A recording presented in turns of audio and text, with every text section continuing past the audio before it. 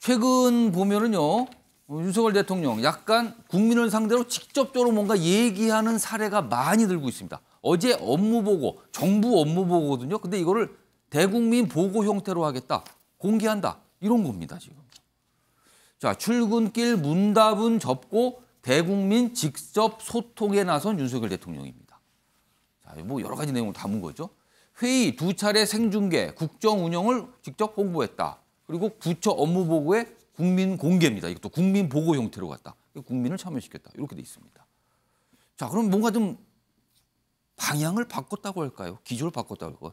이건데요. 여기 밑줄 좀 긋겠습니다. 역시 저 대통령실 관계자는 대부분 이름을 밝히지 않습니다.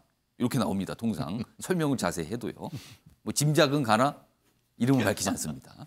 여기 보면 이렇게 설명해요. 윤 대통령과 기자들이 직접 만나 대화하는 상황 자체를 만드는 것을 내부적으로 꺼려하는 분위기다. 이렇게 되면 출근길 약식문답 이거 앞으로 없을 거라고 전망이 되죠. 일단 꺼린다. 직접 만나서 얘기하는 걸. 그다음에 부정적인 현안에 거의를 두는 동시에 개혁 문제 등 주요 국정과제를 홍보하는 데 더 효과적이다. 국민을 직접 상대하는 게. 이런 방식이 지지율 상승에도 긍정적 영향을 준다고 생각한다. 대통령 핵심 관계자의 얘기였습니다. 이게. 자, 김재섭 위원장. 그럼 앞으로 직접 국민을 상대로 국민에게 호소하는 어떤 모습과 행사 이게 많을 거다. 이렇게 예고하는 걸까요? 어떻게 보십니까? 저는 그럴 거라고 생각합니다. 그러니까 애초에 용산 시대를 열었던 제1의 목표가 소통이라고 하고 예.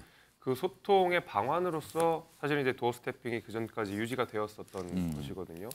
근데 도어 스태핑이라고 하는 것이 대단히 소모적인 정치적 질문들이 많았었고 그러다 보니까 대통령이 대답을 해도 곤란하고 대답을 하지 않아도 곤란하고 그냥 대답을 회피하더라도 비판이 회피하는 것도 또 그렇고. 예, 여러모로 그 곤란한 상황들이 연출되고 예. 그것이 사실은 국민들께도 좋게 보이지는 않았을 것이거든요. 그래서 그것 때문에 지지율이 타격을 입었다 이렇게 판단을 그런 했을까요? 부분도 저는 분명히 있을 거라고 생각합니다. 그래서 대통령의 말 한마디 한마디는 형식과 내용에 있어서 절제가 분명히 필요한 것이고 저는 그런 의미에서 대통령이 이야기한 용산 시대의 소통이라고 하는 것이 점점 더 체계를 잡아가는 과정이라고 생각합니다.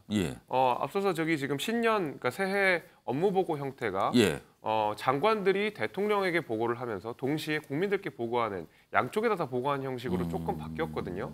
지난 이제 7월에 있었던 업무보고 형식 같은 경우에는 장관과 대통령이 독대를 해가지고 직접 업무보고를 하는 형식이었거든요. 테이블에서 앉아서 뭐 보고를 받는 형태였어요. 그렇죠. 그래서 이번에는 아예 국민들께 같이 소개를 하겠다. 이런 이제 대통령의 의지가 담겨 있던 것으로 저는 생각이 됩니다. 애초에 이 윤석열 대통령이 후보 시절부터 그 사회 서비스라는 말씀을 많이 하시면서 사회 서비스의 수요자가 국민이기 때문에 그 사회 서비스는 국민이 만족할 수 있는 방향으로 가야 된다. 그걸 국민들이 납득할 수 있도록 해야 된다라는 말씀을 여러 차례 하신 바 있고 저는 그 대통령의 의지가 이런 소통 방식의 변화로서 관철되고 이런 체계를 잡아가는 과정이다.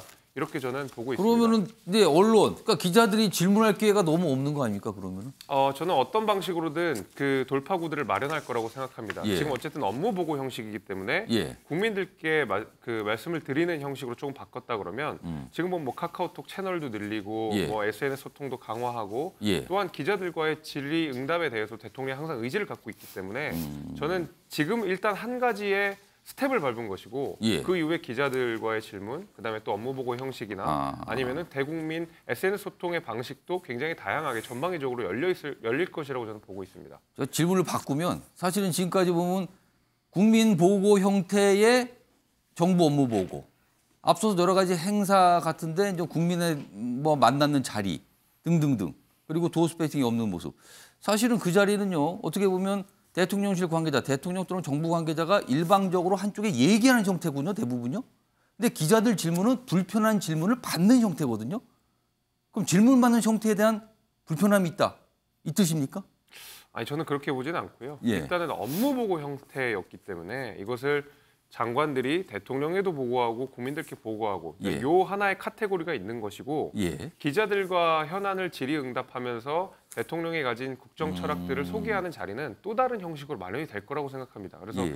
절대 이 부분을 대통령실에서 포기하지 않을 거라고 생각하고 버린 건 아니 포기하거나 하는 거 아니라 저는 전혀 어떻게든 그렇게 생각하지 지금은 다른 않습니다. 방향으로 일단 가고 있지만 자리를 마련할 것이다 이 뜻입니까? 오히려 그건? 대통령은 기자들과 더 많이 만나서 더 많은 이야기를 하고 싶어 하는 뜻이 분명히 있음에도 불구하고 예. 대통령실이 어떤 대통령의 말씀에 형식과 어떤 질적인 절제가 필요하다는 판단 하에 예. 이렇게 지금 대통령의 메시지를 조금 더 형식적으로 갖춰나가는 과정이기 때문에 대통령과 기자와의 대화는 또 다른 방식으로 예. 지금 이런 업무 보고 형태와 또 다른 방식으로 열릴 것이라고 저는 확신하고 있습니다.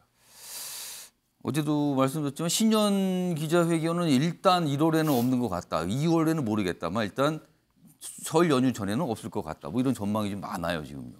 자 신정현 전 부의장께서는 어떻게 보셨습니까?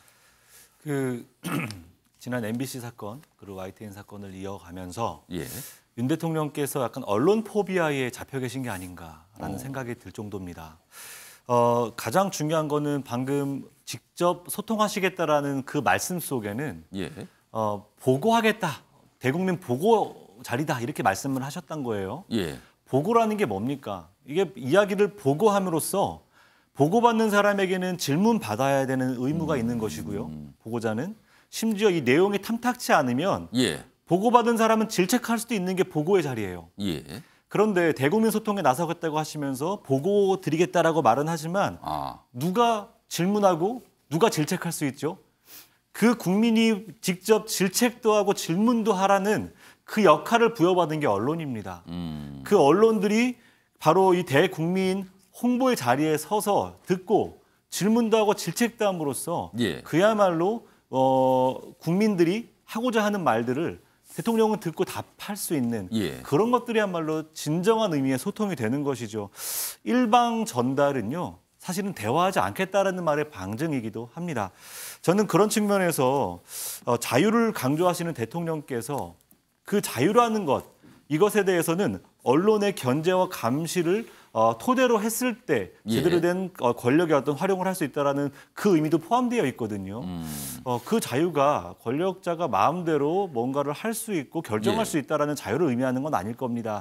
그렇기 때문에 대국민 직접 소통이라고 했을 때에는 바로 언론과 함께 불편한 질문도 듣고 답변할 수 있는 그러한 과정들을 우리는 반드시 답보해야 된다고 보고요. 이 장면에서 제가 기억나는 아주 유명한 말 중에 김대중 대통령께서 하셨던 말씀이 하나 있는데요. 예. 정치인은 언론의 질문이 불편하더라도 그 질문을 들어야 될 의무가 있고요. 또 거기에 답할 의무가 있다라는 말씀을 하신 걸로 기억해요. 이것을 윤 대통령께서 잘 새겨 들으셨으면 좋겠습니다. 일단 뭐 최근에 정부의 정책 발표가 굉장히 많아요. 그 업무보고 기간이거든요. 그 내년까지 이어져요. 업무보고가 내년 초까지. 그래서 아마 이런 정책 관련 기사 그리고 정책 관련해서 대통령이 한 발언 굉장히 많이 소개될 겁니다. 앞으로요.